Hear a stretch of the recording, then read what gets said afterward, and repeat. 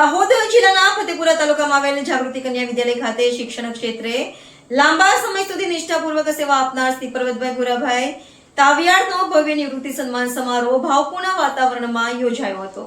ધોરણ 9 થી 12 ની દીકરીઓને ગુણવત્તાયુક્ત શિક્ષણ પૂરું પાડતી આ પ્રતિષ્ઠિત સંસ્થામાં યોજાયેલા કાર્યક્રમમાં ગામના વડીલો, સામાજિક આગેવાનો તેમજ શાળા પરિવાર મોટી સંખ્યામાં ઉપસ્થિત રહ્યો હતો. શાળાના આચાર્ય, શિક્ષકગણ અને સ્ટાફ સભ્યોએ પણ હાજરી આપી કાર્યક્રમને ગૌરવમય બનાવ્યો હતો.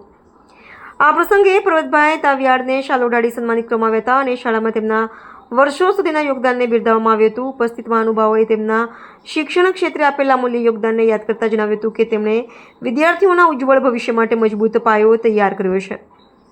સમારોહ દરમિયાન ગૌરવ અને ભાવવકતા ભર્યા દ્રશ્યો સર્જાયા હતા. વર્ષો સુધી જોડાયેલી સંસ્થાથી વિદાય લેતી વેળાએ પર્વતભાઈ પણ ભાવવિભોર બન્યા હતા.